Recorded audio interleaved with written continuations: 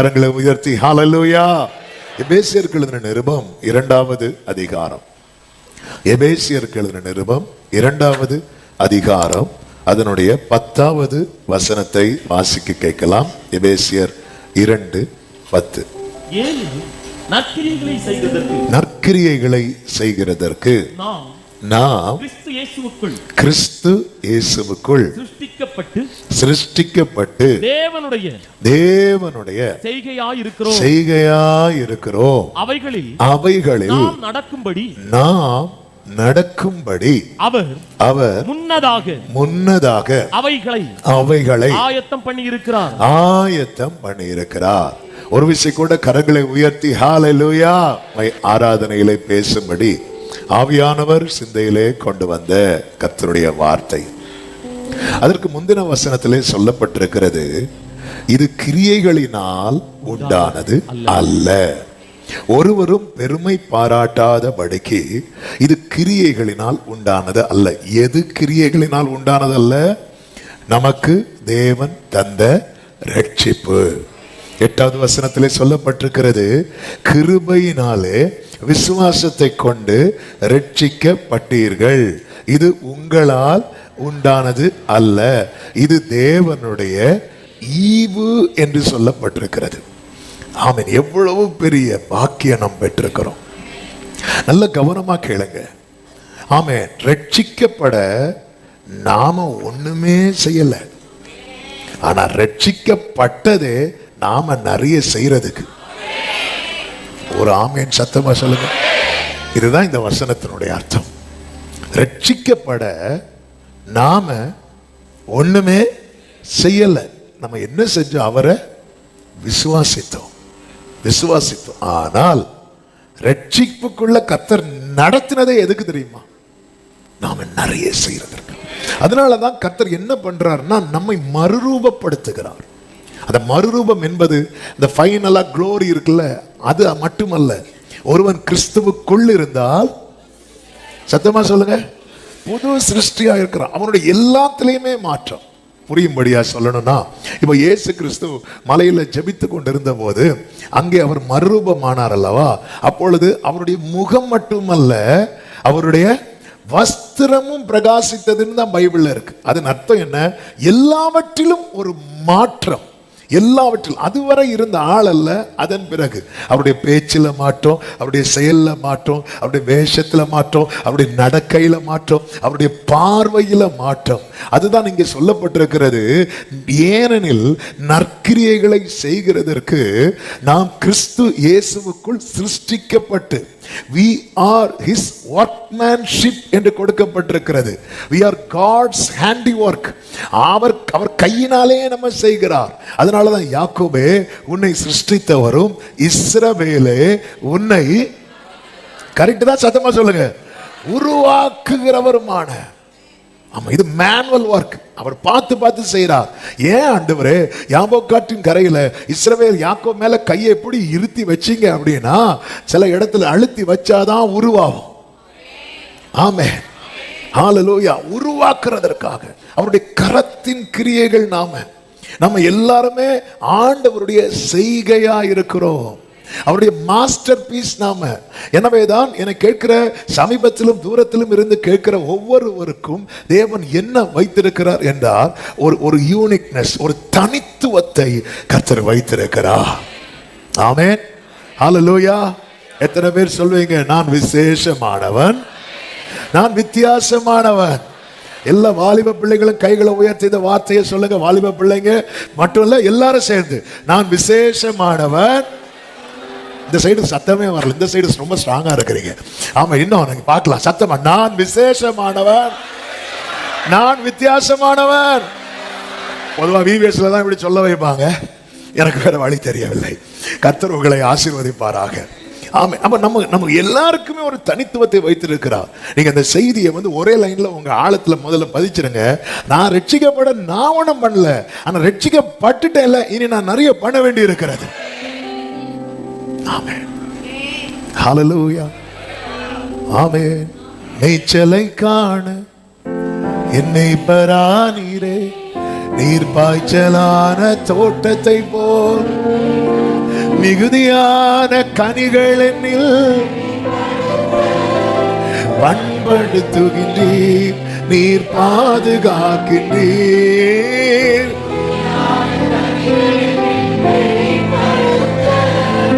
பண்படுத்துகின்றீர். உம் கிருபை பெரிதல்லவோ, உம் மகத்துவம். நல்ல கவனமா கேளுங்க. அதாவது நாம் தேவனால் உருவாக்கப்பட்டோம் என்பது காண்பிக்கிறது என்ன அப்படின்னா நம்முடைய கிரியைகள். நம்முடைய கிரியைகள். ஏசாயா 64:8 சொல்லப்பட்டிருக்கிறது, இப்பொழுதும் கர்த்தாவே நீர் எங்களுடைய பிதா. இந்த வேர்டை கவனிச்சிங்களா? நீர் எங்கள் பிதான்னு சொல்வதல்ல, இப்பொழுதும் கர்த்தாவே. ஒரு ஆமேன் சத்தமா சொல்லுங்க பாருங்க. இப்போ நீர் எங்கள் பிதா, இப்போ நாங்கள். ஆமென். ஆனா நம்ம நம்ம நம்ம இருப்பெல்லாம் பார்த்தா நாங்கெல்லாம். ஆமென். இப்போதும் கர்த்தாவே. பைபிள்ல வந்து ஒவ்வொரு வேர்டையும் நீங்க அதை கனெக்ட் பண்ணி படிக்கும் போதுதான் அதனுடைய, அதாவது நம்ம நம்ம சொல்றது வந்து ஆண்டவர் வந்து அப்படி இருதயத்தை வந்து அப்படியே டச் பண்ணணும்.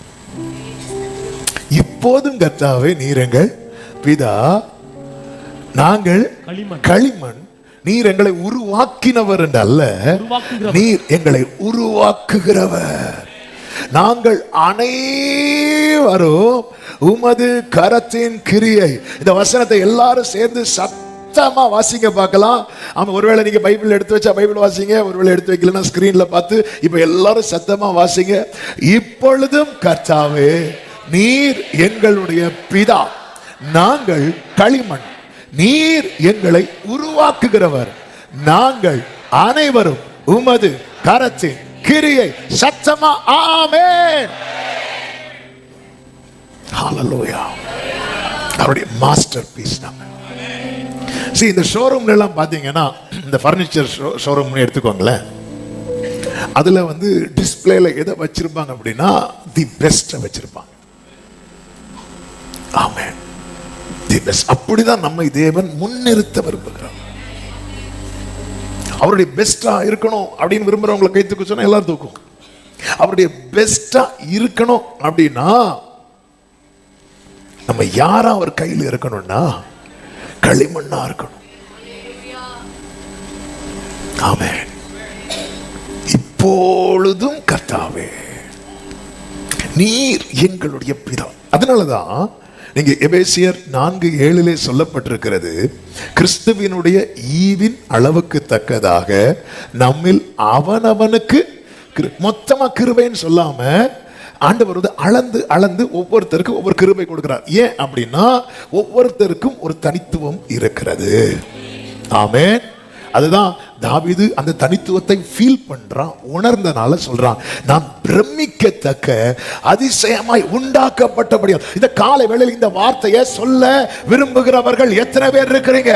நான் பிரமிக்கத்தக்க. ஓ ஜீசஸ். நம்ம இன்னொருத்தங்களை பார்க்கிறோம், அவங்கள பாருங்க, அவங்கள போல அவன் பேசுறதுக்கு மட்டும் எனக்கு டேலண்ட் இருந்தா, அவங்கள மாதிரி ஒர்க் பண்றதுக்கு மட்டும் எனக்கு டேலண்ட் இருந்தா, இப்படி நம்ம அவங்கள போல ஆமென். இல்ல, நான் பிரமிக்கத்தக்க கர்த்தரால் உருவாக்கப்படுகிறவர்கள் நாம. ஆமென். குயவனால் வனைகிற பாத்திரங்களில் பலமுள்ள பாத்திரங்களும் உண்டு, பலவீனம் நீங்க என்று சொல்லிட்டே இருக்கணும் எங்களுக்கு. ஆமா, ஏன்னா இந்த பனி சீசன் ரொம்ப மோசமான சீசன். ஆமா, கடந்த 2 நாளுக்கு முன்னாடி ஒரு சகோதரர் வந்தார், வந்து சொன்னா, பாஸ் நீங்க சும்மா தூங்குறீங்கன்னு சொல்லிட்டு இருக்கிறீங்க. என்ன பிரதர், ஏன் தூங்குறோம்? நல்லா சாப்பிட்டா என்ன பண்ணுவோம்? தூங்குவோம். வந்து இருந்ததும் வேர்டு கிடைக்குது பாஸ்டர், அந்த திருப்தியில நாங்க அது கூட உங்களுக்கு பொறுக்கலையா? ஆமென். அப்படி இப்ப திருப்தி அடையண்டாம். சாப்பிட்டு உடனே தூங்குனா பிரச்சனை. அது கொஞ்ச நேரம் அசை போட்டுட்டு வீட்டில் போய் தூங்குங்க. கர்த்தர் உங்களை ஆசீர்வதிப்பாராக. ஆமென். அவன் கனமுள்ள பாத்திரம் இருக்கிறது, கனவீனமான பாத்திரம் இருக்கிறது. கனமுள்ள நீங்க வரும்போதே வாசல்ல தண்ணிக்கு கேன் வச்சிருக்கு பாருங்க, கேன் வச்சிருக்கு. அது மேலே ஒரு சின்ன டம்ளரும் வச்சிருக்கிறது. ஆமா, அதுல கனமுள்ள பாத்திரம் எது? கேன். கனவீனமான பாத்திரம் எது? சின்ன கப். உங்களுக்கு இப்ப தண்ணி தாகம் எடுக்குது. நீங்க நேர போய் உங்க கையில எதை தூக்குவீங்க? பாத்துங்க, சில ஃபர்ஸ்ட் கனவீனம் சொல்லிட்டு அடுத்து என்ன சொல்றோம் தெரியுமா? கப்பு. அந்த டைம் இல்லை, இதுல கனமுள்ள பாத்திரம் எது, அப்படிதான் நம்ம எடுப்போம்னு தூக்கி ஊத்துனா ஹாஸ்பிட்டல் கொண்டு போகணும். ஏன்னா அது வாயில மாட்டிரும், அவ்வளவுதான். அந்த டைம்ல இங்க நான் சும்மா டிஸ்பிளேக்கு வச்சிருக்கும் போது ஒன்னு கனம் உள்ளது, இன்னொன்னு கனவீனம் உள்ளது. ஆனா பயன்பாடுக்கு வரும்போது எது பயன்படுத்துதோ அதுதான் மதிப்புள்ளது. ஹல்லேலூயா, ஹல்லேலூயா. ஆமென். ஆண்டவரே, ஆண்டவரே, ஆண்டவரே, ஆண்டவரே, என்ன ஏன் இப்படி வச்சிருக்கிறீங்க? நம்மை கர்த்தர் இப்படி வைத்திருக்கிறார்னா இதுல 4 பேருக்கு கர்த்தர் நம்மை பயனுள்ள பாத்திரமா. எத்தனை பேர் சொல்லுவீங்க, நாங்கள் கர்த்தருடைய கரத்தின் கிரியை, கர்த்தருடைய கரத்தின் கிரியை? சத்தமா ஆமென் சொல்லுங்க பார்க்கலாம். ஹல்லேலூயா. அவருடைய கரத்தின் கிரியை. ஆமென். அப்ப என்ன, ஆண்டவருடைய ஒர்க்ல மிஸ்டேக்கே வந்தது கிடையாது. அவர் சகலத்தையும் அதினதின் காலத்திலே நேர்த்தியாய் செய்திருக்கிறார், நேர்த்தியாய். ஆமென். அதனாலதான் அவனுக்குன்னு கிருபை கொடுக்கிறார். காலைதோறும் புதிய கிருபை தாரார்ல. எனக்கு கொடுத்தது போல அல்ல உங்களுக்கு தருவது, உங்களுக்கு தருவதும் போல அல்ல எனக்கு கொடுப்பது. ஆமென். ஆனால் இக்கரைக்கு அக்கறை பச்சை போல தெரியும், அப்படி கிடையாது. ஆமென். ஹல்லேலூயா. ஒவ்வொருவருக்கென்றும், ஏன்னா ஒவ்வொருத்தருக்குன்னு ஒரு தனித்துவத்தை வைத்திருக்கிறார். கர்த்தருக்கு மகிமை உண்டாவதாக. அதுபோலதான் 1 கொரிந்தியர் 12:7 சொல்லப்பட்டிருக்கிறது, ஆவியினுடைய அனுக்கிரகம் அவனுடைய பிரயோஜனத்துக்கென்று அளிக்கப்படுகிறது. ஒருவனுக்கு ஒரு கிஃப்ட், இன்னொருத்தனுக்கு இன்னொரு கிஃப்ட். பாருங்க, கிஃப்ட்ல கூட ஆண்டவர் யார் யாருக்கு என்னவோ அதை கொடுக்கிறார். ஒருவனுக்கு ஆவியினாலே ஞானத்தை போதிக்கும் வசனமும், வேறொருவனுக்கு அந்த ஆவியினாலே அறிவை உணர்த்து. அப்ப ஒவ்வொருத்தருக்குமே ஒரு தனித்துவத்தை வைத்திருக்கிறார். ஆமென். அதனாலதான் வேதம் சொல்லுகிறது, நீங்கள் கனம் பண்ணுகிறதுல என்ன செய்யணுமா? முந்திக் கொள்ளுங்கள். ஒருவர் எப்படி நினைக்கணும்? மேன்மையா எண்ணணும். ஏன்னா நமக்கு சில, அதாவது வெளிப்படுத்தப்பட்ட கிருபைகளும் வெளிப்படுத்தப்பட்ட வரங்களும் தான் மக்களுக்கு தெரிகிறது. ஆனால் அநேக காரியங்கள் வெளிப்படுத்தப்படாமல் அநேகருக்குள் இருக்கிறது. சில காரியங்கள், சிலரை கர்த்தர் மறைவாய் பயன்படுத்துவார், சிலரை வெளியரங்கமாய் பயன்படுத்துவார். ஆனால் ஒவ்வொரு ரட்சிக்கப்பட்ட தேவ பிள்ளையும் புரிந்து கொள்ள வேண்டும். என்ன புரிந்து கொள்ள வேண்டும்? நான் கிருபையினால ரட்சிக்கப்பட்டிருக்கிறேன். எதற்காக? நற்கிரியைகளை செய்வதற்காக. முன்னே நாம் எப்படி இருந்தோம்? அதே எபேசியர் 2 அதனுடைய 2வது வசனத்திலே சொல்லப்பட்டிருக்கிறது. ஆமென். 1 முதல் பாருங்கள். அக்கிரமங்களினாலும் பாவங்களினாலும் மரித்தவர்களாய் இருந்த உங்களை உயிர்ப்பித்தார். அவைகளில் நீங்கள் முற்காலத்திலே இவ்வுலக வழக்கத்துக்கு ஏற்றபடியாகவும் கீழ்ப்படியாமையின் பிள்ளைகளிடத்தில் இப்பொழுது கிரியை செய்கிற ஆகாயத்து அதிகார பிரபுவாகிய ஆவிக்கேற்றபடியாகவும் நடந்து கொண்டீர்கள். அதாவது முற்காலத்திலே உங்களை கண்ட்ரோல் பண்ணி நடத்தினதெல்லாம் யார் அப்படின்னா பிசாசானவன். அதனால அடுத்த வசனத்திலே சொல்லப்பட்டிருக்கிறது, நமது மாம்ச இச்சையின்படியே நடந்து நமது மாம்சமும் மனசும் விரும்பினவைகளை செய்து சுபாவத்தினாலே மற்றவர்களைப் போல கோபாக்கினையின் பிள்ளைகளாய் இருந்தோம் என்று சொல்லப்பட்டிருக்கிறது. அதாவது எனக்கு சரின்னு தோன்றதை நான் பண்றேன் தெரியுமா, அதுதான் மாம்சமும் மனசும் விரும்புகிறதை செய்கிறது. ரட்சிக்கப்பட்ட ஒவ்வொரு தேவ பிள்ளையும் அறிந்து கொள்ள வேண்டிய ஒரு சத்தியம் என்னவென்றால், மீட்கப்பட்டுட்டோமா? எப்படி மீட்கப்பட்டோம்? இது கிரியையினாலயா? சத்தியமா இல்லை. ஆமே, நம்முடைய கிரியையினால ஒண்ணு கிடைக்குதுன்னா அதுக்கு பேரு கூலி.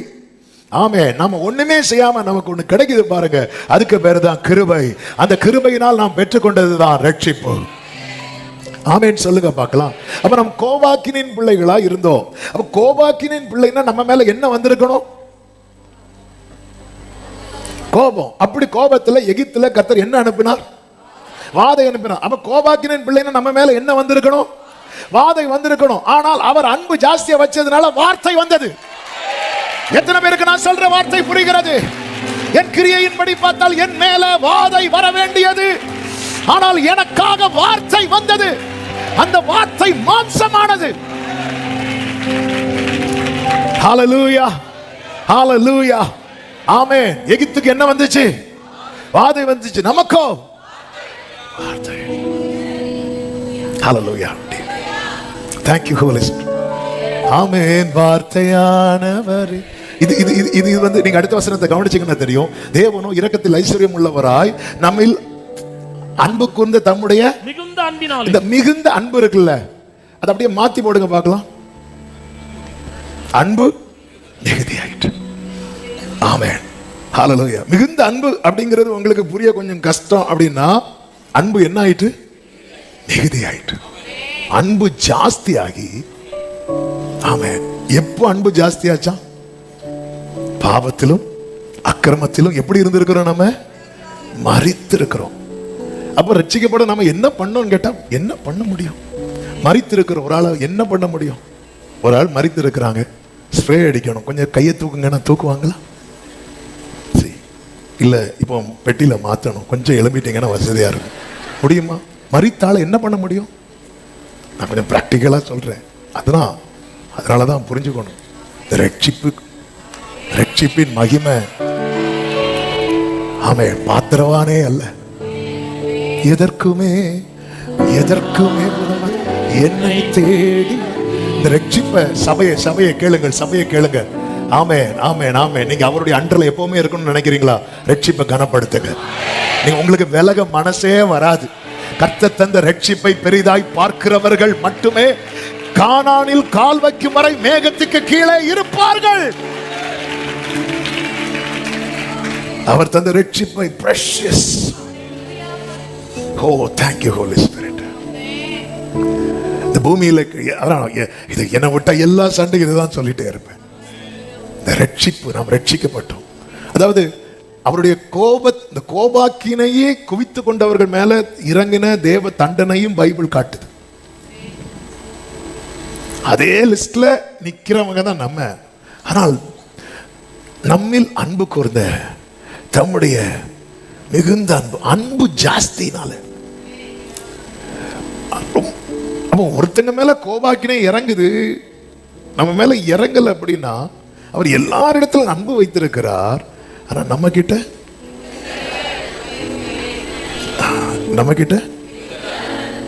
மிகுந்த அன்பு மிகுதியாயிட்டு.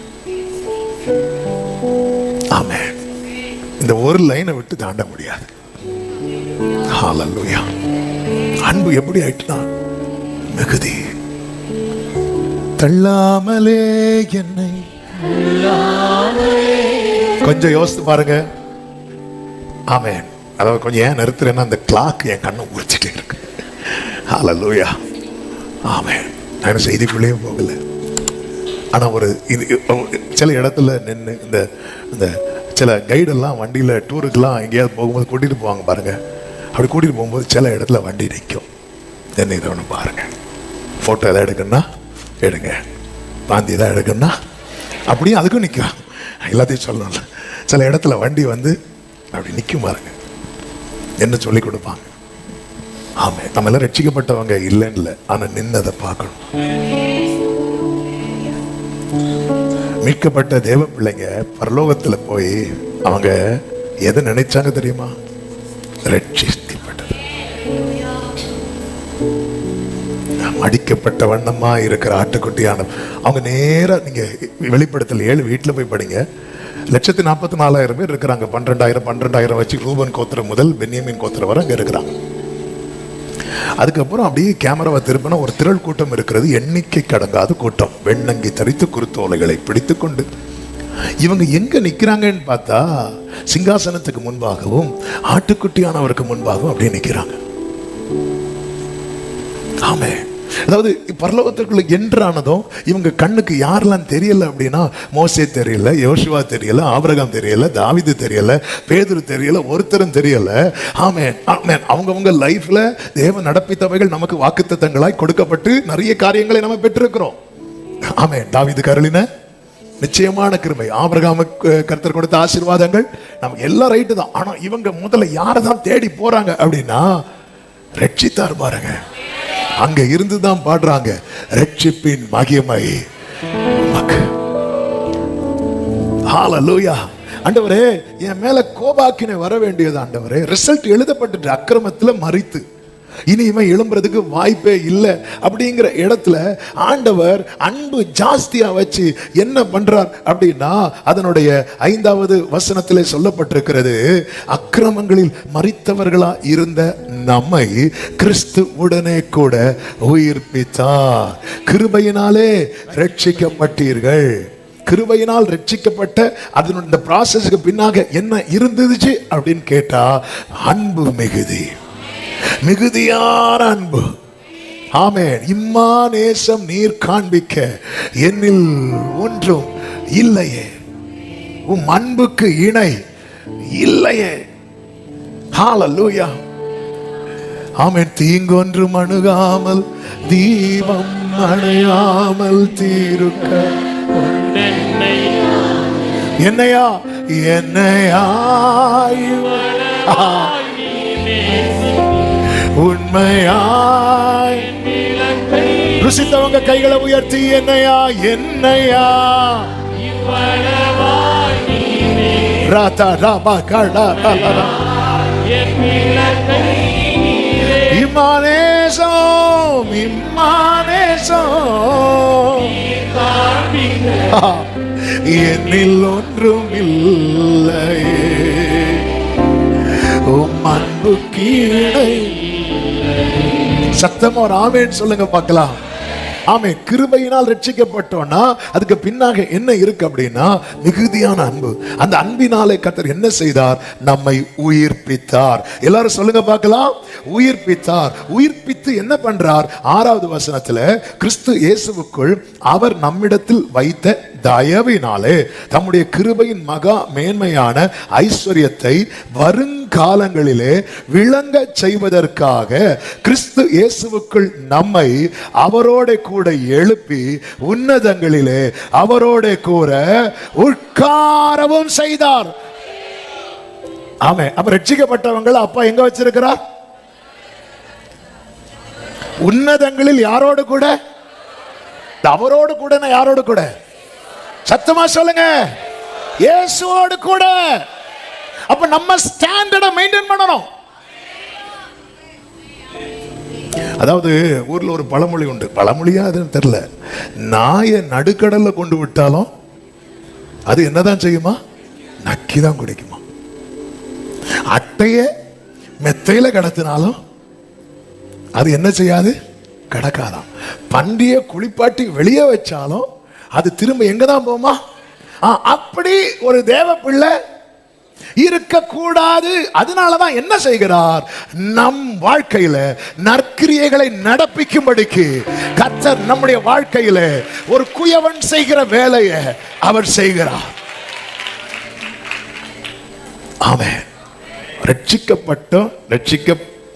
ரட்சிக்கப்படுவதற்கு முன் ரட்சிக்கப்பட்ட பின் என்கிற வித்தியாசம் வெறும் வஸ்திரத்தில் காண்பிக்க அல்ல, கர்த்தர் இதை நமக்கு தந்திருப்பது. கர்த்தர் நம்மை வைத்திருக்கிற ஸ்டாண்டர்டை பாருங்க. அதாவது நம்மள தூதர் கூட்டத்தில் வச்சாலே நம்ம போட்டோ ஷேர் பண்ணுவோம்.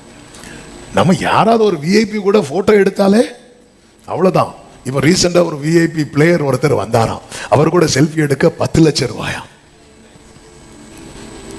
பாருங்க, யார் கூடயாவது ஒரு போட்டோ எடுத்தாலே ஃபுல்லா அதுதான் இதாயிடும். நம்மை தேவன் எங்க வச்சிருக்கிறார் தெரியுமா? உன்னதங்களில் அவரோடு கூட. உன்னதங்களில் அவரோடு கூட. அதனாலதான் ஜீசஸ் என்ன சொல்லுவார்? ஜெயம் கொள்ளுகிற விடவனும். இங்க பாரு, உனக்கு பிளேஸ் ரெடியா இருக்கு. பிளேஸ் ரெடியா இருக்கு. ஆமென். சிலர் பாருங்க, பிள்ளைங்க 12th படிக்கும் போதே சீட்டு புக் பண்ணிடுவாங்க. இனி இவங்க என்ன பண்ணணும்? கரெக்டா சொன்னீங்க. அவ்வளவுதான். சீட் நீ எங்க? அது இந்த காலேஜில் எங்க அப்பா சீட் வாங்கி வச்சுட்டாரு, இந்த காலேஜில் எங்க அப்பா சீட் வாங்கி வச்சுட்டாரு. சீட் வாங்கி வச்சுட்டாருன்னா நீ என்ன பண்ணணும்? அடுத்து பாஸ் பண்ணணும். அப்ப இவங்க மைண்ட்ல என்ன இருக்கு தெரியுமா? சீட்டு கன்ஃபார்ம். சீட்டு கன்ஃபார்ம் ஆயிட்டு. ஆனா அந்த நிச்சயம் இவங்களை என்ன செய்ய வைக்கிறது தெரியுமா? படிக்க வைக்கிறது. அவங்களுக்கு ஒரு டார்கெட் வச்சிருப்பாங்க. இவ்வளவு மார்க் ஸ்கோர் பண்ணா இந்த சீட்டு கிடைச்சிடும். அவங்க சொல்லுவாங்க, இங்க பாருங்க சீட்டுக்கு. ஏன்னா சில இடத்துலலாம் சீட் நம்ம முடிச்சுட்டு போகும்போதே ஃபுல்லுன்னு போர்டு போட்டுருவாங்க. அவ்வளோதான். அதனால ஃபர்ஸ்டே சொல்லி வைப்பாங்க தெரிஞ்சவங்க. பாருங்க, ஓகே சீட்டு ஓகே, சீட்டு ஓகேங்க, நீங்க போங்க, நீங்க இவ்வளோ மார்க் எடுத்துட்டு வர சொல்லுங்க, சீட்டு கன்ஃபார்ம். சீட்டு ரெடியா இருக்கு, சீட்டு ரெடியா இருக்கு. உன்னதங்களில் அவரோடு கூட. ஆமென். அதனாலதான் அவர் சொல்றாரு, ஆமா இங்க பாரு உன்னை நான் வந்து எப்படி உருவாக்கி வச்சிருக்கிறேன் பாரு. 10வது வசனத்தை மறுபடியும் பாருங்கள். ஏனெனில் நற்கிரியைகளை செய்வதற்கு நாம் கிறிஸ்து இயேசுவுக்குள் சிருஷ்டிக்கப்பட்டு தேவனுடைய we are his workmanship created in Christ Jesus unto good works. ஆமென். அப்ப என்ன நற்கிரியை ஆல்ரெடி ஆண்டவர் அதை ஆர்டைன் பண்ணி வைத்திருக்கிறார், நியமித்து ஆயத்தம் பண்ணி வைத்திருக்கிறார். முன்னே என்ன கிரியைகளை நடப்பித்தோம்? துர்க்கிரியைகளை நடப்பித்தோம். இப்பொழுது என்ன கிரியைகளை நடப்பிக்கிறவர்களா இருக்க வேண்டும்? நற்கிரியைகளை. அதுதான் ஆரம்பத்தில் சொன்ன, மறுபடியும் சொல்கிறேன், ரட்சிக்கப்பட நாம ஒண்ணுமே செய்யல, ஆனா ரட்சிக்கப்பட்ட அப்புறம் நாம செய்ய வேண்டியது அதிகமா இருக்கிறது. அதனாலதான் இயேசு சொல்லுகிறார், இதோ சீக்கிரமாய் வருகிறேன், அவனுடைய கிரியைகளின்படி. வெளிப்படுத்தல் 22:12. அவனுடைய கிரியைகளின்படி. முதலாவது இயேசு வந்தபோது கிருபை மேல கிருபை உண்டானது. இனி இயேசு வரும்போது அவர் வருகிறது கிருபை செய்ய அல்ல, கிரியைகளின்படி அவனுக்கு நான் அளிக்கும் பலன் என்னோட கூட வருகிறது. இதற்காக தான் என்ன செய்கிறார் தெரியுமா? நம்மை மலையாளத்தில் சொல்லணும் பணிகிறார்னு சொல்லணும். பணிகிறார். அவன் தமிழ்ல சொல்லணும்னா உருவாக்குகிறார், பண்படுத்துகிறார்.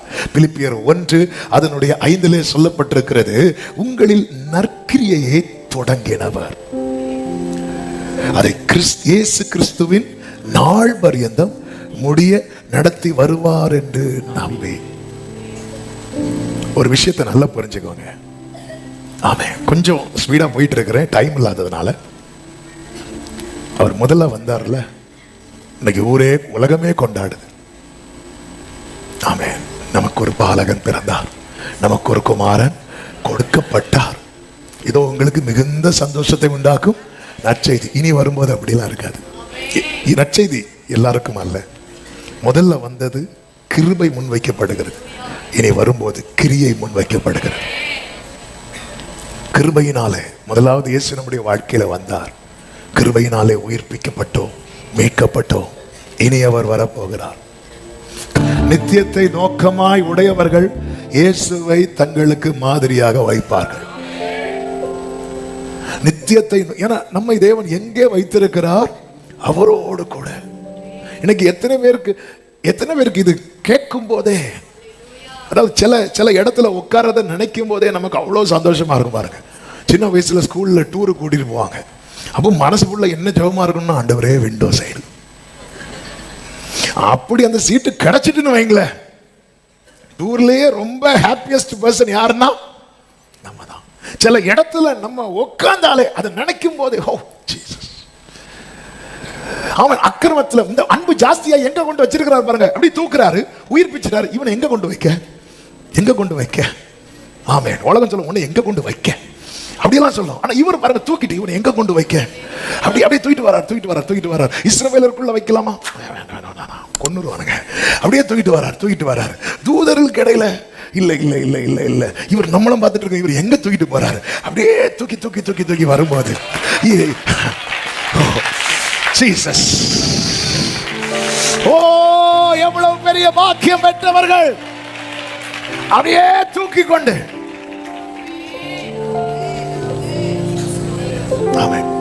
இப்போ இந்த பூமிக்குரிய காரியங்கள்ல நம்ம ஆசைப்படுறது எல்லாமே கர்த்தர் நம்ம வைத்த இடத்துக்கு கீழே. அதாவது முதலாவது ஒன்ன நான் எங்க வச்சிருக்கிறேன்? ஹல்லேலூயா, ஹல்லேலூயா, ஆமென். எங்க வச்சிருக்கோம்? கொஞ்சம் யோசிச்சு பாருங்க, புரியும்படி சொல்றேன். இப்போ இங்க பந்தி நடக்குன்னு வைங்களேன், சாப்பாடு நடக்கு இல்ல, புரியும்படி எக்ஸாம்பிள்.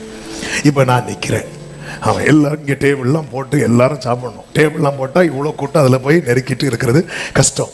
அப்போ மனசில் எப்படி இருக்கும்? முதல்ல எப்படியாவது சாப்பிட்டுட்டு வீட்டுக்கு போயிடலாம் அப்படின்ட்டு இருக்கும்போது, இப்போ நான் மேடையில் நிற்கும்போது பிரதர்ஸ் வந்து சொல்கிறாங்க, பாஸ்டர் உங்களுக்கு நாங்கள் மேடையிலேயே போட்டு தரோம் அப்படின்னு சொல்லிட்டு மேடையில் போட்டாங்க. மேடையில் போட்டால் இங்கே என்ன இருக்காது? நெருக்க இருக்கு. அப்போ எனக்கு ஆல்ரெடி என்ன ஆயிட்டு? சீட்டு ஓகே ஆயிட்டு. இப்போ சீட்டு எனக்கு ஓகே ஆயிட்டு இருக்கும்போது கீழே டேபிள் போட்டு சரி பந்தி ஸ்டார்ட் ஆச்சுன்னு ஓப்பன் பண்ணும்போது, நான் இங்கிருந்து குதிச்சு இறங்கி ஒரு ஆள் மேலே விழுந்து அவரை தள்ளி விட்டு அந்த சேர்ல உக்காந்தா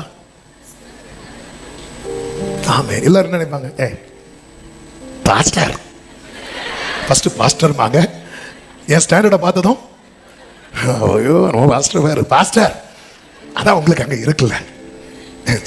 இப்படிதான் இப்படிதான் இல்லை, நான் மேடையில எல்லாம் சாப்பிட மாட்டேன். எனக்கு ஒரு ஆள் இருக்கும்போது அவங்க சேரை எடுத்துட்டு அதுல உட்காந்து அடுத்த எழுந்து பழத்தை எடுத்து இப்படி சாப்பிட்டு பழகிட்டோம். நாம அப்படி வச்சிருக்கிறார். அதாவது அன்பு ஜாஸ்தியானதுனால அவருக்கு என்ன குறைவா பார்க்கிறதுக்கு முடியல.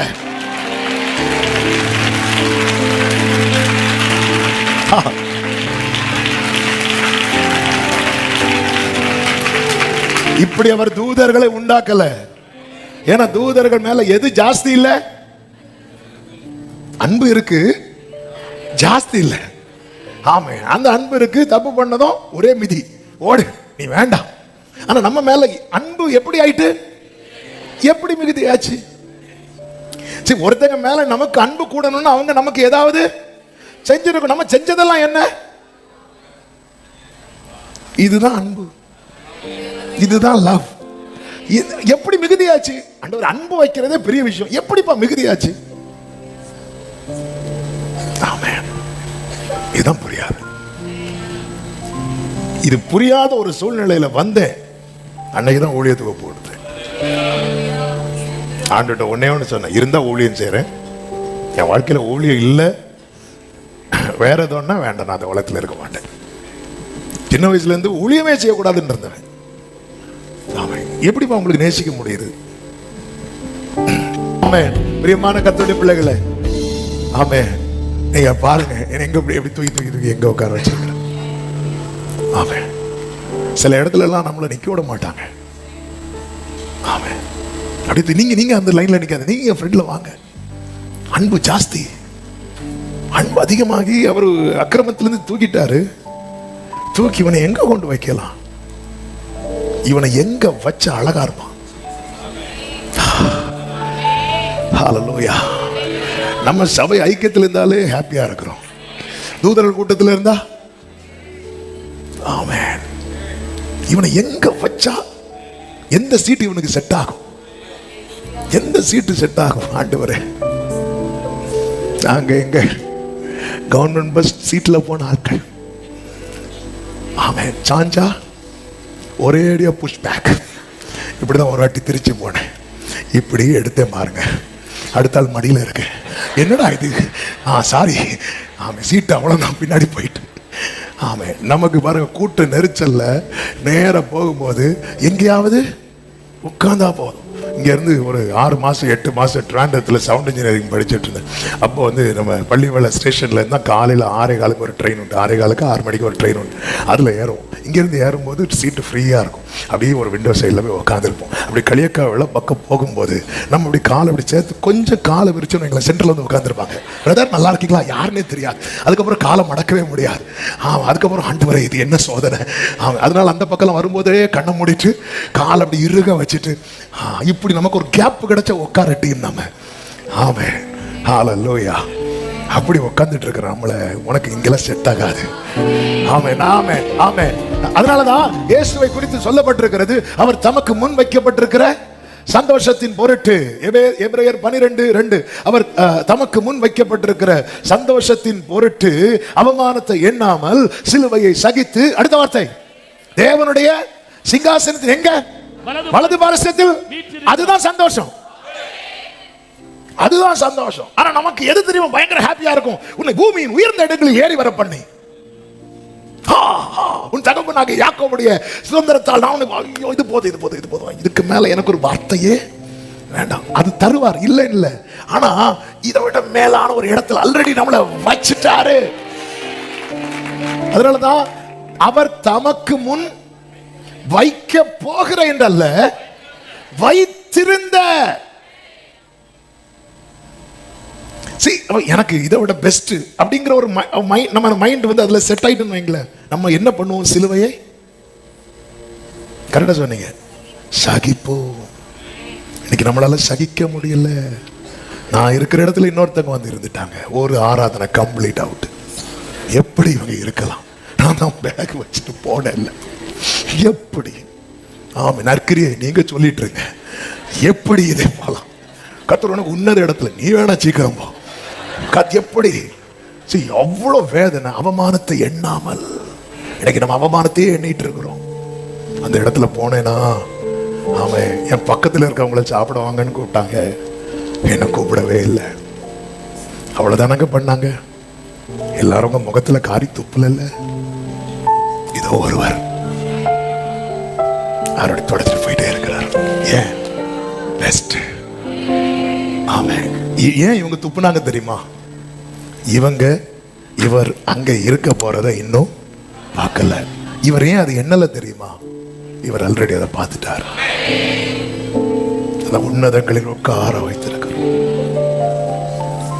இன்னைக்கு நீங்க இந்த ஒரு வெளிச்சம் உங்களுக்கு இருந்தா, உங்களுக்குள்ள எந்த கிருபை பெருகும் தெரியுமா? சகிக்கிற கிருபை. இந்த சகிப்பு தன்மையை ஒருத்தர் இழக்கும் போதுதான் அவர்கள் மாம்சம் வெளிப்படுகிறது.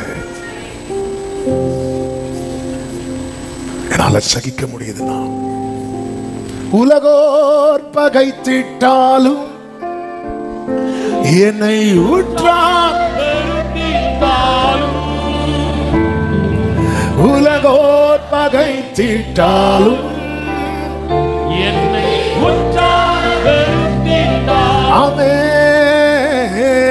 நிந்தைகள்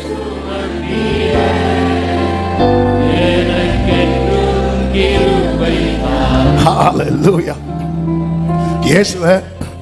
இயேசுவின் பிறப்பை குறித்து கொஸ்டின் பண்றாங்க. எந்த ஒரு மனுஷனுக்குமே இதுக்கு மேல ஒரு அவமான நிந்தை கிடையாது. ஆமென். இயேசுவின் தாயாகிய மரியாள் அவ்வளோ கஷ்டப்பட்டாங்க. அதன் பிறகு இயேசு, எங்களுக்கு தெரியும் எங்க அப்பாவை இங்க கேட்கிறாங்க, எங்களுக்கு எங்க பிதாவை தெரியும், உனக்கு தெரியுமா அவங்க அப்பா யாருன்னு? வேதம் சொல்லுகிறது அவர் அப்புறம் போனார். அது அவர் மனசுலயே வைக்கல. அது அவரை ஏன்னா தமக்கு முன் வைக்கப்பட்டிருக்கிற. ஆமே ஆமே, அவருக்கு தெரியும் எனக்கு அப்பா யாருன்னு.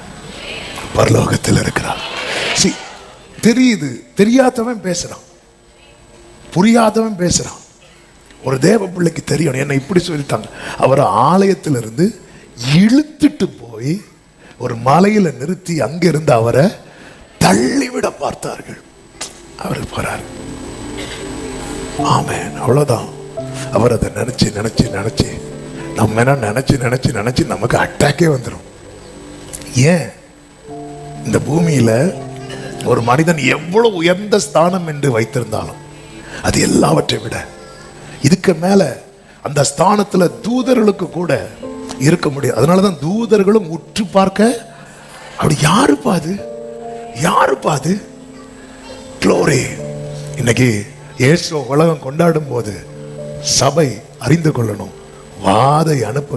என் கிரியைகளின்படி என் மேல வாதை வந்திருக்கும், அவருடைய கிருபையின்படி வார்த்தை வந்தது.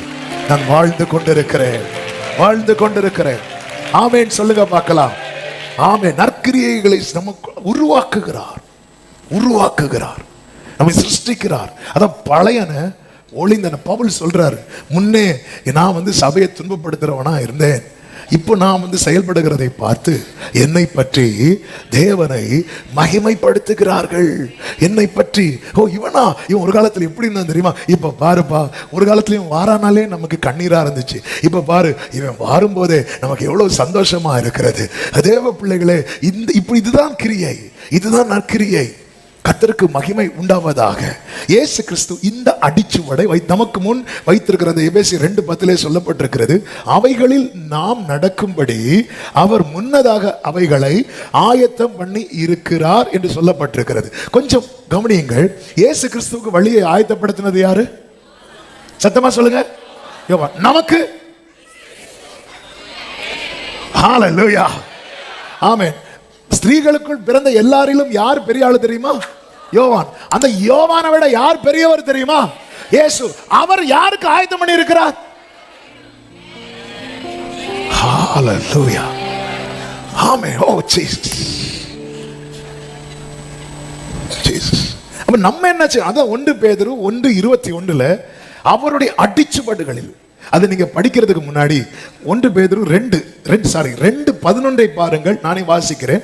பிரியமானவர்களே, அந்நியர்களும் பரதேசிகளுமா இருக்கிற நீங்கள் ஆத்துமாவுக்கு விரோதமாய் போர் செய்கிற மாம்ச இச்சைகளை விட்டு விலகு. என்னைக்குமே நல்ல கவனிங்க.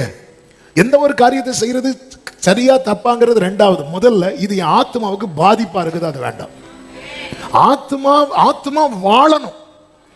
ஆத்மா பாதிப்புக்குள்ளாக, ஆத்மாவுக்கு விரோதமாய் போர் செய்கிற எல்லா மாம்ச இச்சைகளையும் விட்டு விலகி, புறஜாதிகள் உங்களை அக்கிரமக்காரர் என்று விரோதமாய் பேசும் விஷயத்தில் அவர்கள் உங்கள் நற்கிரியைகளை கண்டு அவற்றின் நிமித்தம் சந்திப்பின் நாளிலே தேவனை மகிமைப்படுத்தும்படிக்கு நீங்கள் அவர்களுக்குள்ளே நல் நடக்கை உள்ளவர்களாய் நடந்து கொள்ளுங்கள். சந்திப்பின் நாள். அதனால இயேசு சொல்லுவார், இங்க பாரு, நீ அநேக கிரியைகளை கண்டு மனம் திரும்பல, கிரியையை மாத்தல, நியாய தீர்ப்பின் நாள்ல உனக்கு நடக்கிறதை காட்டிலும் சோதமுக்கு நடக்கிறது லகுவா இருக்கும். இல்லைன்னா அவன் கொஸ்டின் பண்ணுவான், நீங்க ஜட்ஜி தானே, நீங்க நியாயாதிபதி தானே, நீங்க நியாயம் விசாரிக்கிறவர் தானே, எனக்கு இவ்வளவு செஞ்சீங்கன்னா எனக்கு சுவிசேஷம் கிடைக்கல, எனக்கு இதே மாதிரி கிருபை கிடைக்கல, எனக்கு மன்னிப்பு கிடைக்கல, எனக்கு இவ்வளவு தண்டனைன்னா இவ்வளவு பெட்டும் இவன் நிக்கிறான் பாருங்க, அவனுக்கு நீங்க எவ்வளவு கொடுக்கணும்? அப்படி கொஸ்டின் பண்ணும்போது அந்த இடத்துல அவர் கிருபையெல்லாம் காட்ட மாட்டார். அவர் நீதியுள்ள நியாயாதிபதி அல்லவா. அந்த இடத்துல அதான் கிரியைகளுக்கு தக்க பலன். அதுதான் கர்த்தர் சொல்றார். இப்போ தெரியாது, இந்த வசனம் எல்லாம் நமக்கு புரியாததுனால அப்படியே விட்டுட்டு ஓடுறோம். சந்திப்பின் நாளிலே தேவனை மகிமைப்படுத்தும்படி நீங்கள் அவர்களுக்குள்ளே நல் நடக்கை உள்ளவர்களாய் நடந்து கொள்ளுங்கள் என்று உங்களுக்கு புத்தி சொல்லுகிறேன். அப்படியே கண்டினியூஸா சொல்லிட்டு வரார் பாருங்க. அப்படி சொல்லிட்டு வந்துட்டு 21வது வசனத்திலே சொல்லுகிறார், இதற்காக நீங்கள் அழைக்கப்பட்டும் இருக்கிறீர்கள். ஏனெனில் கிறிஸ்துவும் உங்களுக்காக பாடுபட்டு நீங்கள் தம்முடைய அடிச்சுவடுகளை தொடர்ந்து வரும்படி உங்களுக்கு மாதிரியை பின் வைத்து போனார். கைகளை உயர்த்தி வராம யோவான் என்ன சொல்றார் பாருங்க, எனக்கு பின் வருகிறவர் என்னிலும் மேன்மை உள்ளவர். ஆனா இயேசுவுக்கு பின்னாடி வர கூட்டம் நம்மளை எப்படி வச்சிருக்கிறார் பாருங்க. எவ்வளவு ஒரு நல்ல ஸ்டாண்டர்ட்ல வச்சிருக்கிறார். இதுக்கு மேல ஸ்டாண்டர்ட் என்னங்க?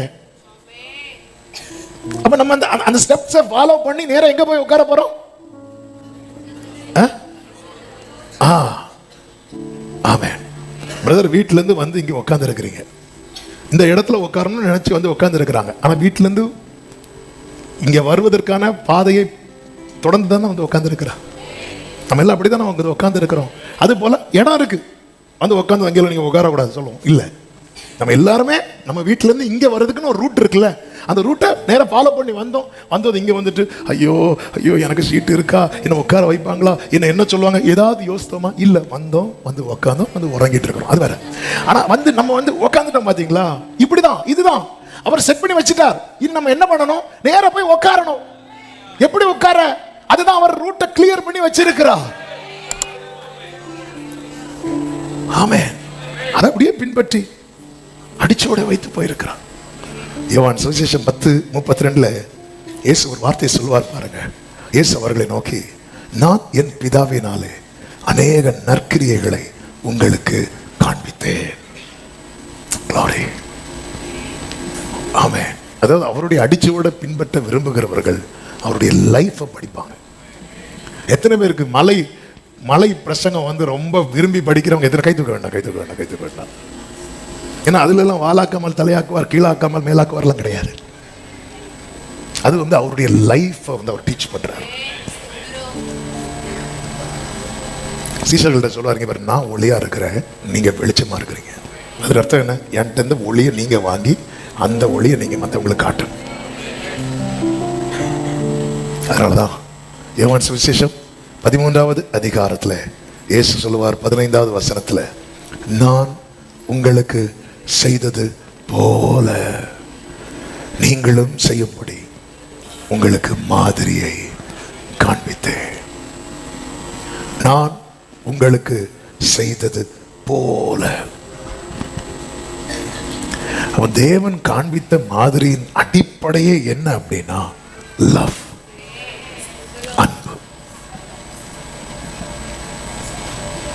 அதனால்தான் அன்பு இல்லாதவன் தேவனை அறியான். ஒரு வாலிபன் இயேசுவினிடத்தில் வருகிறான். வந்து கேட்கிறான், நித்திய ஜீவனை சுதந்தரிக்க நான் என்ன செய்யணும்? உடனே ஆண்டவர் கேட்கிறார், லூக்கா 10:26, அதற்கு அவர் நியாயப்பிரமாணத்தில் என்ன எழுதி இருக்கிறது, நீ வாசித்திருக்கிறது என்ன? இதெல்லாம் ஆண்டவர் கேட்கிற கொஸ்டின். ஆண்டவரே வாரும் வாரும் கூட வந்து கேட்பார், என்ன பைபிள்ல என்ன படிச்சேன்? அது வந்து ஆண்டவரே, அது நான் அப்படி எடுத்ததும் சங்கீதம் 23 தான் வந்துச்சு, உனக்கு 24 கிடையாது, உனக்கு 23, நீ வாசித்தது என்ன? அப்படி சொல்லும் போது அவன் அடிக்கிற பாருங்க. அடுத்த வசனத்துல அவன் பிரதியுத்தரமாக, உன் தேவனாகிய கர்த்தரிடத்தில் உன் முழு இருதயத்தோடும் உன் முழு ஆத்மாவோடும் உன் முழு பலத்தோடும் உன் முழு சிந்தையோடும் அன்பு கூர்ந்து உன்னிடத்தில் அன்பு கூறுவது போல பிறனிடத்திலும் அன்பு கூறுவாயாக என்று எழுதி இருக்கிறது அப்படிங்கிறார். உடனே இயேசு சொல்லுகிறார், நிதானமாய் உத்தரவு சொன்னாய், அப்படியே செய், அப்பொழுது பிழைப்பாய். உடனே அவன் தன்னை நீதிமான் என்று காண்பிக்க மனதாய் இயேசுவை நோக்கி, எனக்கு பிறன் யார்? Who is my neighbor? அப்படின்னு இயேசு பார்க்கிறார். நம்ம எல்லாம் இந்த வசனம் பிறன்னா யாருன்னு நினைச்சிட்டு இருக்கிறோம் தெரியுமா? நம்ம பக்கத்தில் இருக்கிறவங்க, நம்ம கூட இருக்கிறவங்க. இயேசு ஒரு உவமையை சொல்றார். அந்த உவமையில ஒருவன் வழிப்பிரயாணமா எருசலேமிலிருந்து எரிகோவுக்கு போகிறான். அப்பொழுது கள்ளர் கையில் அகப்படுகிறான். அவர்கள் அவனை அடித்து குற்றுகிறாய் விட்டு விடுகிறார்கள். அந்த வழியா யார் வருகிறார்? ஒரு லேவியன் வருகிறான். ஆமென். ஆசாரியன் வருகிறான். அவன் அந்த வழியாய் வந்து அவனை கண்டு பக்கமாய் விலகி போனான் என்று சொல்லப்பட்டிருக்கு. அதன் அர்த்தம் என்ன? கிட்ட வந்தான், வந்து பார்த்ததுக்கு அப்புறம் இவனுக்கு ஹெல்ப் பண்ணா அது நமக்கு ரிஸ்க்னு சொல்லிட்டு விலகி போறான். உண்மையிலேயே இந்த இடத்துல இவனுக்கு எருசலேம்ல இருந்து போறானாலே அவன் யாரு தான்? யூதன் தான், வேற யாரும் இல்ல, யூதன் தான். அப்போ யூதனுக்கு உண்மையிலே பிறன்னு யாரு நினைச்சிட்டு இருக்கிறான் தெரியுமா? லேவியன். லேவியன் யாரு? லேவியன் எல்லா கோத்திரத்திலையும் இருப்பான். லேவிக்கு தனி பங்கு சுதந்திரம் எல்லாம் கொடுக்கப்படல. லேவிக்கு சுதந்திரம் எல்லா இடத்துலயும் உண்டு. அப்ப எல்லா கோத்திரத்திலையும் அவங்க யாரை வச்சிருப்பாங்க தெரியுமா? லேவியனை வச்சிருப்பாங்க, ஆசாரியர்களை வச்சிருப்பாங்க. பழைய பாட்டு பிரமாணத்தின்படி லேவி கோத்திரத்தில் இருக்கிறவங்க மட்டும்தான் ஆசாரி ஊழியம் செய்யணும், ஆசாரி ஊழியம் செய்யணும். அப்ப எல்லா கோத்திரத்திலும் அவங்க லேவியர்களை வச்சிருப்பாங்க, ஆசாரியர்களை வச்சிருப்பாங்க. அப்ப இந்த ஆசாரியன் வாரா, பக்கமாய் வந்து ரிஸ்க்னு சொல்லிட்டு விலகி போறான். அதன் பிறகு லேவியன் ஒருவன் வருகிறான். ஆமென். லேவியன் வந்து அவனை கண்டு, அவன் அந்த இடத்துக்கு வந்து அவனை கண்டு, நான் நினைக்கிறேன் இந்த ஆசாரியன் போய் சொல்லியிருப்பான். அவன் நம்ம ஊரில் சொன்னா பாஸ்டர் போய் சொல்லியிருப்பாரு, அசிஸ்டன்ட் பாஸ்டர், அங்கே போவாங்க ஒருத்தர் என்ன கிடக்க போய் பாரு. அவன் இவர் விலகிட்டு போய் ஆள் அனுப்பி ஆளு போய் பார்த்துட்டு இப்போ வாரேன். அவனை என்ன பண்றான்? விலகி போறான். இப்போ ஒருத்தரை உள்ள கொண்டு வராரு, சமாரியன் வருகிறான். அப்படி இந்த இடத்துல விலகி போக வேண்டியவன் யார் அப்படின்னா சமாரியன். ஏனென்றால் அந்த காலத்துல யூதருக்கும் சமாரியருக்கும் ஆகவே ஆகாது. அந்த சமாரியன் வந்து கண்டு மனதுருகி கிட்ட வந்து அவனுடைய காயங்களில் எண்ணெயும் திராட்சரசத்தை வார்த்து அவன் இப்படிப்பட்ட கிரியை செய்யும் போது அந்த சமாரியன் மனசுல என்ன இல்லை தெரியுமா? இவன் யூதன், நான் சமாரியன் என்கிற எண்ணம் இல்லை. இவன் யூதன், நான் சமாரியன் என்கிற எண்ணம் இல்லை. இதை செய்யறான். இப்ப இயேசு கேட்கிறார் 37வது வசனத்துல 33ல, இப்படி இருக்க கள்ளர் கையில் அகப்பட்டவனுக்கு இந்த 3 பேரில் எவன் பிறனாய் இருந்தான்? உனக்கு எப்படி தோன்றுகிறது? நம்ம கிட்ட கேட்டா சொல்லுவோம் அந்த சமாரியன் என்று. அதுலயும் இவனை பாருங்க, சமாரியன் வாயை திறந்தே சொல்லலையே. அந்த ஒருத்தன் இறங்கினான் பாத்தீங்களா? அப்பொழுது அவனுக்கு இரக்கம் செய்தவனே என்றான். அப்பொழுது இயேசு அவனை பார்த்து சொல்றார், நீயும் போய் அந்தபடி செய். ஒருத்தன் கண்ணுக்கு முன்னாடி கஷ்டப்படுறான், துடிக்கிறானா, அந்த இடத்துல அவன் சமாரியனா, அவன் இந்த சர்ச்சா, அவன் இந்த கோத்திரமா, இப்படி பார்க்காம அந்த இடத்துல பாரு, நீ யாரா இருந்த தெரியுமா? புறஜாதியா இருந்த, அக்கிரமத்துல பாவத்துல மரித்திருந்த, ஆனா அந்த இடத்துல நான் தேடி வந்து பிழைத்திரு என்று சொல்லி என் வஸ்திரத்தை உன் மேல விரித்து, ஆமென், இவ்விதமாய் உன்னை என்னுடையவளாய் மாற்றினேனே.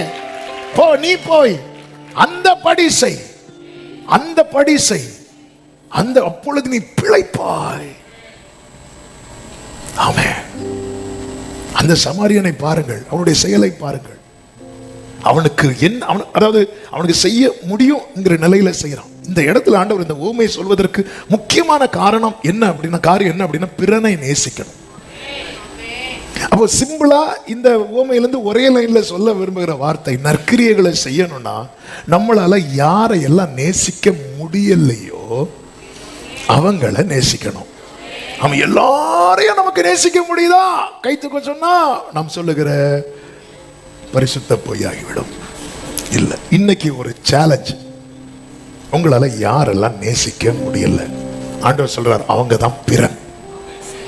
இனி ஆமீன் வராது, இன்னொரு 5 நிமிஷத்துக்கு ஆமீன். நம்ம எல்லாம் மேக்சிமம் எழுப்பி ஓடதான். உங்களால யாரை நேசிக்க முடியல, அவங்க தான் பிறன்.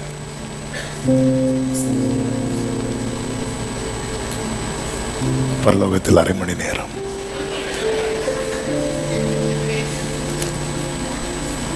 ஆண்டவரை நேசிக்கிறோம். எனக்கு பிறன் யார்? ஆமென். பிறன் யார்? நமக்கு பிறன் யாரு? நமக்கு யாரு செட் ஆவாங்களோ அவங்க தானே. நம்மளால நேசிக்க முடியாத கொஞ்சம் நபர்கள் உண்டு. அவங்களை நேசிச்சுட்டோம்னா கிறிஸ்து நம்மில் வெளிப்பட துவங்கி விட்டார் என்ற அர்த்தம். நீங்க எழுதுன்னா உங்களுக்கு தெரியாதா? பொதுவாக நம்ம யாரை நேசிக்கிறோமோ அவங்கள விட நம்ம யாரை நேசிக்கலையோ அவங்க தான் நமக்கு நினைவில் ரொம்ப இருப்பாங்க. ஆமே, சிலர் இருக்கிறத பார்த்தா அப்படின்னா எனக்கு லிஸ்ட் பெருசாலாம் போயிட்டே இருக்கு. பிரியமான ஆண்டவர் சொல்றார், நீ அதை செய், அப்பொழுது பிழைப்பாய். யாரை நேசிக்க முடியல, யாரை நேசிக்க முடியல. அப்ப இது நம்ம வெளிப்படணும்னா நமக்கு என்ன தேவை தெரியுமா? தேவ அன்பு. அதுதான் ரோமர் 5:5, அன்றியும் நமக்கு அருளப்பட்ட பரிசுத்த ஆவியினாலே தேவ அன்பு நம்முடைய இருதயங்களில் ஊற்றப்பட்டிருக்கிறது. அந்த நம்பிக்கை நம்மை வெட்கப்படுத்தாது. இயேசு என்ன மாதிரியை வைத்தார்? யோவான் 13:1, இவ்வுலகத்தில் இருக்கிற தம்முடையவர்கள் இடத்தில் முடிவு பரியந்தம் அவர்களிடத்தில் அன்பு வைத்தபடியே முடிவு பரியந்தம். ஆமே, நல்ல கவனமா கேளுங்க. இப்போ அன்பு குறைக்கும்படியான காரியத்தை தான் எல்லாரும் செய்ய போறாங்க. அதுல நம்பர் 1 இருக்கிற ஆள் யாரு தெரியுமா? யூதாஸ். அடுத்த ஆள் யாரு தெரியுமா? பேதுரு. அடுத்து அந்த லிஸ்ட்ல தேர்னது ஒரு ஆளு தான். யாரு? யோவான் மட்டும்தான். ஆனாலும் ஓடிட்டு வந்துட்டார். அப்ப மீதி ஒருத்தர்கிட்ட அவர் என்ன வைக்க கூடாது? அதாவது இனி அவங்க செய்ய போகிற செயல் அன்பு தாழ்ச்சி உண்டாக்குகிற செயல். இந்த செய்தியை கர்த்தர் சித்தமானால் அடுத்த வாரம் தொடரும். ஆமா, இன்னைக்கு இப்போ நான் டச் பண்ணா அது உள்ள போயிடும். ஆனா இங்க ஒரு காரியத்தை சொல்லி நான் ஜெபிக்க விரும்புகிறேன். இயேசு மனசுல வைக்கிறார். ஏன்னா அன்பு கூறுகிறவர்களுக்கு தேவனிடத்தில் ஒருத்தர் அன்பு கூறுகிறேன் அப்படின்னு சொன்னான்னா அவன் யார்கிட்ட அன்பு கூர்ந்திருப்பான்? மனிதர்கள் பிறனிடத்திலும். அந்த பிறன் யாரு? நம்மளால நேசிக்க முடியாத ஒரு நபர் இருக்கிறாங்கல்ல, அவங்கதான். உங்களை சிநேகிக்கிறவர்களே நீங்கள் சிநேகிப்பீர்களே, ஆனால் உங்களுக்கு ஆயக்காரருக்கும், ஆண்டவர் சிம்பிளா சொல்ற, உனக்கும் வட்டி வாங்குறவனுக்கு என்ன வித்தியாசம்? ஆண்டவரே, என்ன ஆண்டவர் இப்படி கம்பேர் பண்றீங்க? அவர் அடிக்க ஆரம்பிச்சிட்டாருன்னா எந்த லெவலுக்கு கொண்டு போயிடுவார். ஆமென். உனக்கும் வட்டி. என்னால ஒரு ஆளை நேசிக்க முடியல, அதுக்காக ஓடி போய் அவங்கள கட்டி பிடிச்சு உருண்டு அப்படி இல்லை. அவங்க மேல நான் ஒரு பகையை வச்சிருக்கிறேன் பாருங்க, ஒரு கசப்பு வச்சிருக்கேன் பாருங்க, அதை என்னை விட்டு பிடுங்குறேன் தெரியுமா? இதான் அன்பு. நான் இடத்துல அன்பு கூறுகிறது என்பது இப்படி சிரிச்சிட்டு போறது இல்லை. அந்த நபரை குறித்து அதன் பிறகு நான் என்ன செய்யக்கூடாது? பேதுரு மறுதலித்ததை குறித்து இயேசு ஏதாவது சொன்னாரா? இதான் அடி. அதாவது நீங்க இது எப்படி எடுத்துக்கிறீங்கன்னு தெரியல. ஆவியானவர் சபைகளுக்கு சொல்லுகிறது, காதலவன் நல்ல அந்த சேர்ல உட்காரணும்னா அந்த ட்ராக்ல பயணிக்கணும். அந்த ட்ராக்ல பயணிக்கணும்னா அவர் வைத்து போயிருக்கிறார் ஆயத்தம். ஆண்டவர் சொல்ல, நீ சிம்பிளா இதுல நில்லு அப்படிங்கிறார். ஆமென். ஹல்லேலூயா. ஆண்டவர் பார்க்கிறார், இவங்க செய்யற செயல் நிமித்தம் அன்பு தாழ்ச்சி உண்டாக போகுது. அதனால அவர் ரொம்ப ஸ்ட்ராங்கா இருந்து என்ன பண்ணிட்டார் தெரியுமா, முடிவு பரியந்தம் அவர் அந்த லவ்வை செட் பண்ணி வச்சுட்டார். பேதுரு என்ன பண்ணாலும் இவன் மேல என் அன்பு குறையும். யூதாஸுடைய அந்த கடைசி கான்வர்சேஷன் இருக்குல்ல, ஆண்டவருக்கும் யூதாஸுக்கும் உள்ளது. கர்த்தர் என்ன சொல்லியிருக்கணும், துரோகி. நம்ம என்ன அப்படிதானே சொல்லியிருப்போம், சிநேகிதனே அப்படிங்கிறார், மை ஃப்ரெண்ட். ஓ, அவர் அந்த லவ் வந்து குறைக்கவே இல்லை. அதனால பிதா பக்கத்துல போய் அப்படி உட்கார்ந்து இருக்கிறார். எந்த ஒரு நற்கிரியைகளுக்கும் அடிப்படையே அன்பு. நம்ம இந்த அன்பு தாழ்ச்சி நம்மை அநேக கிரியைகளை செய்ய விடாதபடி முடக்குகிறது. நம்மை தேவன் சிருஷ்டித்ததே நற்கிரியைகளை செய்வதற்காக. ஆமென். ஆண்டவர்கிட்ட கிருபை கேட்க போறோம்.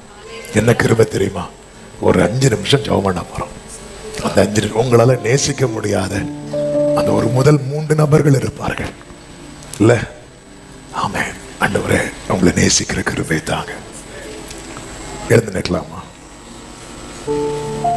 கிருபையை கேளுங்க. அப்ப தேவ அன்பு ஊற்றப்படும். ஆண்டவரே எப்படி கேட்கணும்னா, அப்பா உங்களுக்கு எப்படிப்பா பேதுருவை நேசிக்க முடியும்? உங்களை தெரியாதுன்னு சபித்தவனை எப்படிப்பா நேசிக்க முடிஞ்சது? உங்களுக்கு எப்படிப்பா நிந்திக்கிறவங்களை மன்னிக்க முடிஞ்சது? உங்களுக்கு எப்படிப்பா உங்களை கஷ்டத்துல விட்டுட்டு ஓடுனவங்களை சேர்த்து கொள்ள முடிந்தது? எனக்கு அந்த கிருபை தாங்க ஆண்டவரே. எல்லாரும் கட்டளை மூடி இந்த நேரத்தில் அவன் நம்ம பொதுவாக இந்த லாஸ்ட் பிரேயர்னாலே பைபிளை உள்ள வச்சு சிப்பை மூடிட்டு இந்த கொக்கோன்னு ஒரு கேம் உண்டு, கொக்கோ. அதுல வந்து பின்னாடி ஒரு ஆள் தட்டினதும் ஓடுறது, அப்படி இல்லை. ஆமென். ஒரு 2 நிமிஷமாவது நீங்க நின்று எல்லாரும் இப்ப கண்களை மூடி, எல்லாரும் கண்களை மூடி. என் வாழ்க்கையில் அப்படி நேசிக்க முடியாத நபர்கள் உண்டு.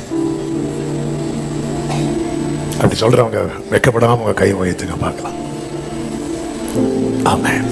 இப்போ நீங்க அவங்கள நான் நேசிக்கணும். அவங்க தான் பிறன், அவங்க தான் பிறன். இதை விட்டு, இது ஜீசஸ் சொன்னது, அவங்க தான் பிறன். அந்த பிறனை நேசித்தால் பிழைப்பாய், நித்திய ஜீவன். அந்த ஸ்தானத்துல வந்து உட்காரணும்னா நீ ஜெயிக்கணும். அந்த பிறனை நேசித்தால் நீ பிழைப்பாய், நீ பிழைப்பாய். எனக்கு அந்த கிருபை தாங்கன்னு கேளுங்க. நீ உண்மையா கேக்குறீங்கன்னா அந்த வார்த்தையை தந்தவர் சும்மா விட மாட்டார். உங்களை இந்த அனுபவத்திலே நடத்துவா, இந்த அனுபவத்திலே நடத்துவா. பரலோகம் உங்களை பார்த்து சந்தோஷப்படும்படிக்கு கர்த்தர் இந்த அனுபவத்திலே நடத்துவா. பல வருடங்கள் இருந்த பிரச்சனை, பிரிவினைகள் மாறும், கசப்புகள் மாறும். இந்த அன்பு தாழ்ச்சி நீங்கும் போது, அன்பு பெருகும் போது, அவரில் வெளிப்பட்ட மிகுதியான அன்பு நமக்கு மீட்பை தந்தது போல இந்த அன்பு நம்மில் வெளிப்படும் போது அநேகர் மீட்கப்படுவார்கள். எனக்கு அந்த கிருபை தாங்க ஆண்டவரே, அந்த கிருபை தந்து நடத்துவீரா. நன்றி தகப்பனே. அப்பா, ஒருவரையும் விட்டுறக்கூடாது. ஒவ்வொரு உள்ளத்திலே கிரியை செய்யும். இந்த கசப்பு என்கிற வேறு இயேசுவின் நாமத்திலே இந்த நிமிடமே பிடுங்கி எறியப்படுவதாக. அன்பு நதி போல பாயிட்டு ஒவ்வொருவர் மேலும் அந்த நேச கொடி வீசட்டும். நன்றி தகப்பனே. பரிசுத்த பிதாவே, நல்ல தகப்பனே, நன்றியோடு துதிக்கிறோம். பிரசனத்துக்காக நன்றி. இந்த நாளில் உடைய சமூகத்தில் எங்களை கூடி வர வைத்து துதிக்க, ஆராதிக்க, மகிமைப்படுத்த நீர் பாராட்டின எல்லா கிருபைகளுக்காக நன்றி. ஆண்டவரே, நற்கிரியைகளை செய்யும்படி எங்களை நீர் சிருஷ்டித்திருக்கிறீர். நற்கிரியைகளை துவங்கி இருக்கிறீர். கிறிஸ்துவின் நாள் வரை தொடரணும். அதற்கு அன்பு அவசியம் என்பதை இந்த நாளிலே அதிகமாய் வலியுறுத்தினீர். அந்த அன்பு தாழ்ச்சி எங்க வாழ்க்கையில எவ்விதத்திலும் உண்டாகாதபடி உடைய நல்ல ஆவியானவர் எங்களை செவ்வையான வழியில் நடத்துவாராக. அர்ப்பணிக்கிற ஒவ்வொருவரை ஆட்களும் இந்த வாரம் நன்மையாய் ஆசீர்வாதமா இருக்க கிருபை செய்யும்.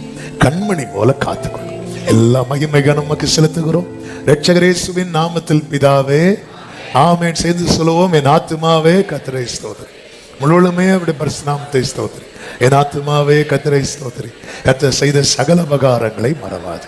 ஆமென். நம்முடைய கர்த்தராகிய இயேசு கிறிஸ்துவின் கிருபையும் பிதாவாகிய தேவனுடைய அன்பும் பரிசுத்தாவியானவருடைய ஐக்கியமும் சிநேகமும் பாதுகாவலும் நம் அனைவரோடும் எல்லா பரிசுத்தவான்களோடு கூட கர்த்தருடைய வருகை மட்டும் தங்கி இருப்பதாக. ஆமென். ஹல்லேலூயா. God bless you. கர்த்தர் உங்களை ஆசீர்வதிப்பாராக. ஆமென்.